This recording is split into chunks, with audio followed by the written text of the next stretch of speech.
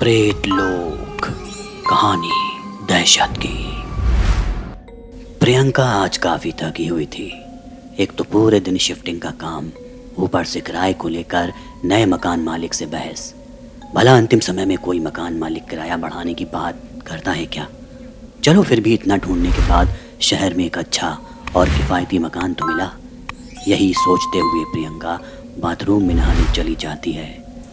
Shower चालू कर ठंडे पानी में पूरे दिन की थकान उतारती प्रियंका ना जाने क्यों धीरे धीरे 80 के दशक के गानों को धीरे धीरे गुनगुनाने लगती है। वैसे तो प्रियंका काफ़ी मॉडर्न, एडवांस और एनर्जेटिक लड़की है, लेकिन आज उसका मन एकदम शांत और थोड़ा उदासी भरा था। शायद घर से अभी अभी लौटने का गम उसके दिल के किसी छोर में दबा बैठा था।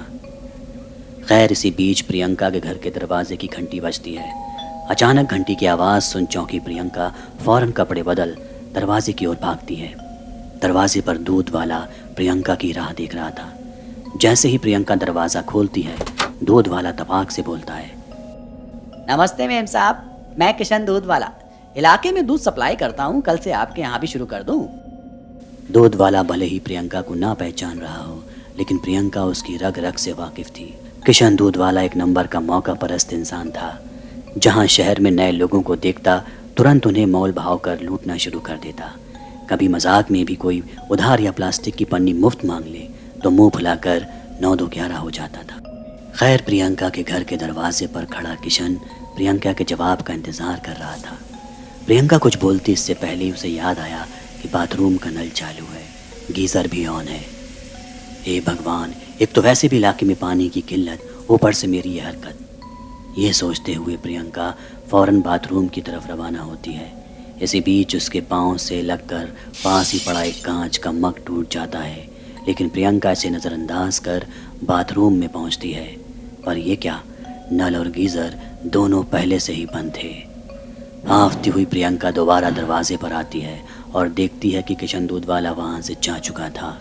वो सोचती है कि कोई बात नहीं, वो कल उससे दूध सप्लाई की बात कर लेगी। लेकिन जैसे ही वो दरवाजे की ओर मुड़ती है तो देखती है कि पास ही लगे स्टैंड में दूध का एक पैकेट और कुछ खुले रुपए रखे हुए थे। देखकर ऐसा लग रहा था कि जैसे किसी ने दूध वाले को पहले पैसे दिए हों, फिर उससे दूध का पैकेट लिया हो और बाकी बचे खुले पैसे दूध वाले ने उसे लौटाए हों। इन सब को नज़रअंदाज कर जब प्रियंका घर के अंदर लौटती है तो देखती है कि कमरे का फ्लोर एकदम से साफ था। यहाँ तक कि टूटे हुए कांच के मग के टुकड़े भी फ्लोर से गायब थे। प्रियंका के दिमाग में कई सवाल थे, लेकिन जवाब एक भी नहीं। खैर, अब रात हो चली थी। प्रियंका जहाँ रहती थी वो इलाका दिन में जितना गुलजार था, रात में उतना ही सुनसान। गहरा घना अंधेरा, झींगुर की आवाज़ें और डरावने सन्नाटे के बीच धीमे धीमे गुनगुनाती प्रियंका कमाल लग रही थी। अब सोने का वक्त था। प्रियंका बिस्तर पर लेटी पूरे दिन हुए अजीबोगरीब घटनाओं के बारे में सोच रही थी। उसे शक होने लगता है कि इस घर में सब कुछ सामान्य नहीं है। ये सब सोचते सोचते धीरे धीरे प्रियंका की आंखें भारी होने लगती हैं और थोड़ी ही देर में वो सो जाती है। सुबह होती है, तीखी धूप प्रियंका के चेहरे पर पड़ती है और उसकी नींद खुल जाती है। समय लगभग 9:45 बजे। प्रियंका अपने ऑफिस के लिए लेट हो रही थी। वो फटाफट उठती है और तैयार होकर ऑफिस के लिए रवाना हो जाती है। कैब में बैठे बैठे उसे रास्ते में अचानक याद आता है कि जल्दबाजी में उसने घर की खिड़की, पंखा, लाइट, नल सब कुछ बंद नहीं किया है। और अब उसके जहन में मकान मालिक के ताने और उसका गुस्से से फूला हुआ चेहरा मंडराने लगता है। वो समझ जाती है कि अगर मकान मालिक को उसकी इस लापरवाही का ज़रा भी अंदाज़ा लगा तो वो उसे पहली फुर्सत में घर से निकाल फेंकेगा। बावजूद इसके वो ऑफिस का अपना सफ़र जारी रखती है। प्रियंका का आज का दिन काफ़ी भारी था। सुबह की शुरुआत भाग दौड़ी से और फिर पूरे दिन क्लाइंट की मीटिंग और बॉस की डांट। प्रियंका अब घर लौटकर बस एक अच्छा बात लेना चाहती थी, लेकिन उसे डर था कि घर में पानी नहीं होगा, क्योंकि वो नल तो खुला छोड़ गई थी। प्रियंका जैसे ही घर लौटती है वो घर के अंदर का मंजर देख हैरान रह जाती है। घर पूरी तरह से साफ था, लाइट बंद थी, नल बंद था, यहाँ तक कि खिड़कियाँ भी बंद थीं। बिस्तर लगा हुआ था। प्रियंका को लगता है कि शायद मकान मालिक आया होगा जिसने ये सब बंद किया होगा। तभी पड़ोस की बालकनी में खड़ी एक महिला कहती है, घबराइए नहीं, आप जल्दबाजी में दरवाज़ा बंद करना भूल गई थी। जब मैंने दरवाज़ा खुला देखा तो सोचा कि ये घर में कोई होगा, लेकिन आप घर में थी नहीं। मैंने सब कुछ सही कर दिया। घर का ध्यान रखा करिए। ये कहकर महिला अंदर चली जाती है। तभी प्रियंका के फ़ोन की घंटी बजती है। वो फ़ोन रिसीव करती है तो उस तरफ से उसकी दोस्त हिना की आवाज़ आती है। हिना कहती है, क्या हुआ प्रियंका, आजकल फ़ोन नहीं करती? नए शहर में जाकर पुराने दोस्तों से लगाव ख़त्म हो गया क्या? भूल गई 2 दिन बाद तेरा बर्थडे है। बता कहाँ पार्टी दे रही है? प्रियंका बोलती है, नहीं नहीं, मैं कुछ नहीं भूली हूँ। 2 दिन बाद शाम को मेरे घर चुपचाप सब आ जाना। पार्टी की सारी तैयारियाँ हो चुकी हैं। प्रियंका और उसके दोस्त के बीच बातचीत के दौरान अचानक बाहर का मौसम ख़राब हो जाता है। तेज़ बिजली कड़कड़ाने के साथ बारिश होने लगती है। प्रियंका हिना को बोलती है कि चल मैं थोड़ी देर में बात करती हूँ, अभी घर के सारे खिड़की दरवाजे बंद करने दे वरना पानी अंदर घुस आएगा। ये भूलकर वो फ़ोन काट देती है। प्रियंका एक एक कर घर के सारे दरवाजे और खिड़की बंद कर देती है, लेकिन ऊपर छत का दरवाज़ा बंद नहीं हो रहा था। वो काफ़ी कोशिश करती है लेकिन अभी भी वो दरवाज़ा हिलने को तैयार न था। तभी अचानक पड़ोस की छत से वही महिला प्रियंका के पास आती है और कहती है कि दरवाज़ा बहुत पुराना है, ऐसे बंद नहीं होगा। ये बोलते हुए वो उसे दरवाज़ा बंद करके दिखाती है। प्रियंका महिला की मदद पाकर बहुत खुश होती है। वो पूछती है, आपको कैसे पता कि इसे कैसे बंद करना है? इस पर वो महिला कहती है, मैं यहाँ पड़ोस में ही लंबे समय से रह रही हूँ। इस घर के बारे में मुझे सब कुछ पता है। मैं पहले इसमें रहा करती थी।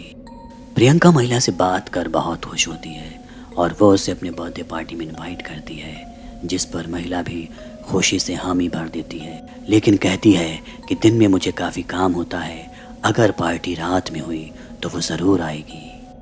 प्रियंका उससे कहती है कि पार्टी रात में है क्योंकि हम भी दिन में काम करते हैं। 2 दिन बाद बर्थडे आता है। प्रियंका के सारे दोस्त यार घर पर इकट्ठा होते हैं, लेकिन प्रियंका की नज़रें अभी भी किसी और की राह तक रही होती हैं। दोस्त उससे पूछते हैं कि क्या हुआ, प्रियंका किसी ख़ास के इंतज़ार में हो? तो वो बताती है कि मैंने हाल ही में एक नई दोस्त बनाई है, मैं तुम सभी को उससे मिलाने के लिए बेताब हूँ।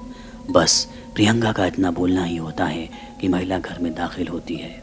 पार्टी के लिए पहले इतना लेट हो गया था कि प्रियंका बिना वक्त गवाए पार्टी शुरू करती है।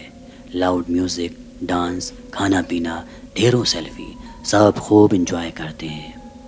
अब धीरे धीरे सारे यार दोस्त घर लौट रहे होते हैं। अब बस हिना और उसकी बहन ही प्रियंका के घर में होती है, लेकिन प्रियंका देखती है कि वो महिला बिना कुछ बताए वहाँ से चली गई। प्रियंका अपनी सहेली से पूछती है, आप लोगों ने उस महिला को देखा? हिना और उसकी बहन उल्टा सवाल करती हैं कि किस महिला को? प्रियंका उनसे मजाक न कर सही सही जवाब देने को कहती है। तब हिना और उसकी बहन उसे समझाती हैं कि पार्टी में कोई महिला नहीं थी, सिर्फ हम सारे ऑफिस के ही दोस्त थे। प्रियंका इस बात को मानने से सरासर इनकार कर देती है और सबूत के लिए पार्टी के दौरान मोबाइल से खींची सेल्फी दिखाती है, लेकिन उन सेल्फियों में देख प्रियंका खुद चौंक जाती है, क्योंकि किसी भी फ़ोटो में वो महिला नहीं दिख रही थी, जबकि सारे दोस्त यार फ़ोटो में मौजूद थे। इस घटना से परेशान होकर अगले दिन प्रियंका मकान मालिक के पास पहुंचती है और उसे सारी बात बताती है, लेकिन इसके जवाब में मकान मालिक जिस कहानी का खुलासा करता है उसे सुनकर प्रियंका के होश फाख्ता हो जाते हैं। तो क्या थी उस महिला की असल कहानी और कौन थी वो महिला? ये जानने के लिए सुनिए प्रेत लोक का अगला एपिसोड।